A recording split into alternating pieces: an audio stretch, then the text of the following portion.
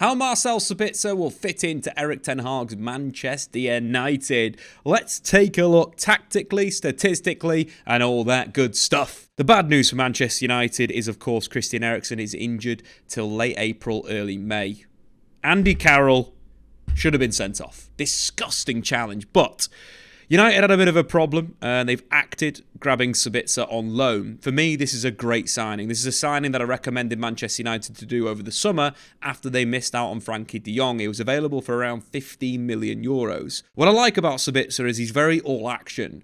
Coming through the Red Bull Academy, then the Red Bull clubs, gives him that kind of duality in a sense. Is not only can he carry out a pressure when getting pressed, he can play out of pressure with passing, but also he can put the squeeze on. He's very good in counter-pressing situations. You'd say that he doesn't have any real weaknesses. He's incredibly intelligent, two-footed, hard-working, technically superb, a modern-day midfielder. In terms of the style, you'd probably say he's a roaming playmaker, a player that can receive deep, get on the ball, play through pressure, but also in the final third, create from deep crosses, look to play fullbacks in, or switch the play. Remember a really good play against Spurs in the Champions League where he drifted to the right-hand side of the pitch. Then he hit a brilliant switch out to Angelino against Spurs to open up the scoring, and something he could do for Manchester United with Marcus Rashford out wide on that flank, receiving in that area, playing long over the top.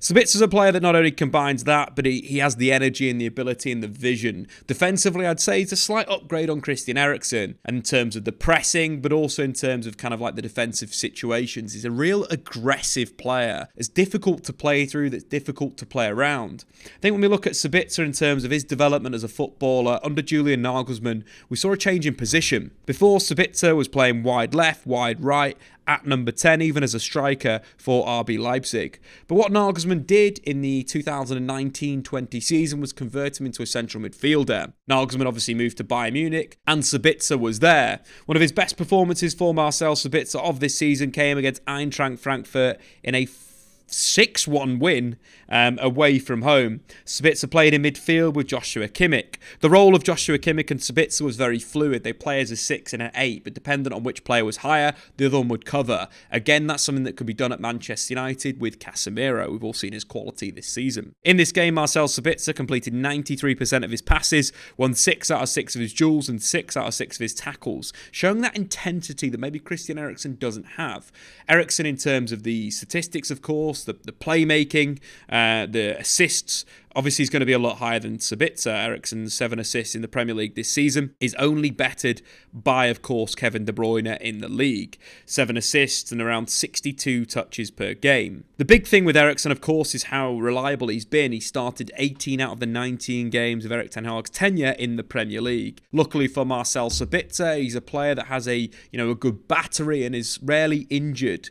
If we directly compare the two players from a statistical perspective, they are reasonably similar. If we compare Sabitzer's season at RB Leipzig when he played in central midfield to Eriksen's this season, we can see that directly Sabitzer more of a goal scorer, Eriksen more of a creator. 8 goals scored for Sabitzer, whereas Eriksen 7 assists sees him the top of the two pairs. Of course, the shots per game, Sabitzer higher than Eriksen. Moving to the expected statistics and the assists per game, of course Eriksen higher up. Progressive passes and passes into the final third, very, very similar, which means this is quite a good statistical fit for Manchester United. Quite a smart signing, which is quite impressive considering the lack of budget United have had to make these deals in January. Thinking Weghorst, probably the perfect player United could have brought in. A workman-like centre-forward that gives United height, but also a player to play into the feet of. Something that Sabitzer does really, really well is play off both feet, which opens up different passing angles. Not only can play, short and line-breaking passes, long switches out to the right, but he's got the same for the left-hand side where he can hit those long, short, diagonal switches of play. And that gives him a real duality in that central midfield to open teams up and to play through. Not only that, as we mentioned, when he does get into the final third, he doesn't move too much off the ball, which I think would probably balance United out quite well. We could see a lot more of maybe Luke Shaw overlapping or Diogo Dalot on the other side underlapping in these positions, allowing Sabitzer to play more of that kind of roaming playmaker role where he can look for through balls, where he can look for switches of play, where even he could look for those kind of central crosses to Wout Weghorst in there. The 2 seasons he played in central midfield at Leipzig, he averaged 3.3 tackles plus interceptions, 6.4 progressive passes, while still averaging 2.5 shot creating actions. Again, all these things are positive for Manchester United. It's a good stopgap, and I think, looking for the sort of back end of games as well, Sabitzer becomes a player that will stay on the pitch due to his high work rate and ability in the transition. And when looking at Manchester United,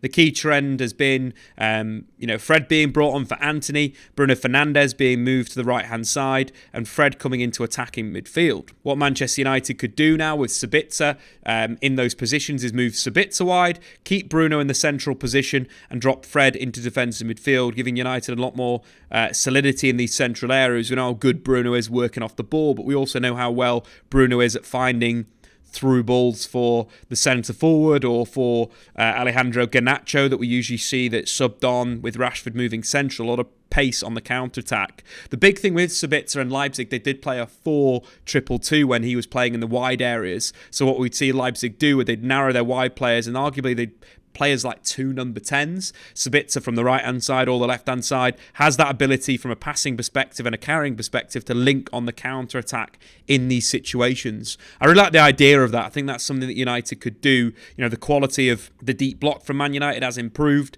with Sabitzer in a wide area versus in a central midfield position. At the back end of games is a good one. I think Sabitzer's good defending a deep block, but he's not great. So we could see him move wide in those zones and have Fred and his workman-like effort in that area to sweep up, then link on the counter-attack could be a great option. Short term, this is a great move, and if, the likes of Sabitzer, his low move is successful, why not sign him up on a full-term deal? He's a player that seems to be getting better with age. He's growing more. The Sabitzer from 25 to the Sabitzer at 28 now, the development of him has been big. With someone like Erik ten Hag, that can only improve and continue, and I quite like the fact that United have got 2 players in their team that are fighting for a contract for next season. Wout Weghorst signed on loan and Sabitzer signed on loan that need to perform in order to get that kind of contract for next season. That motivation has not been with Manchester United recently. Too many players on high blown out contracts that really don't care. Great move for me.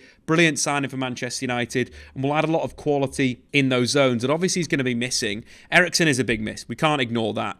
His creativity and ability to play an attacking midfield and wide is also going to be missed. But Sabitzer will come in and kind of play multiple roles and multiple positions with that. And with Julian Nagelsmann and his coaching and the coaches before for Sabitzer, we have seen a development and a growth over the years. And I think it was time for him to leave Bayern Munich with the likes of Goretzka and Kimmich playing together. But I think if we do switch back to the 2021 season, some brilliant performances in that central midfield zone. We can see in this game versus Wolfsburg, fantastic statistics, a goal and an assist, 1 big chance created, 2 shots in the game, one of his 2 tackles and then 3 interceptions. Again, sitting in a kind of defensive midfield role in a 3-5-2, playing as a sole anchor. I think that shows the quality of a footballer. Can play 6, can play 8, can play 10, can play 7, can play 11, can play 9. Absolutely perfect signing. And one of the interesting things as well, just to finish things off, Sabitzer this season actually played 1 game as a left-back.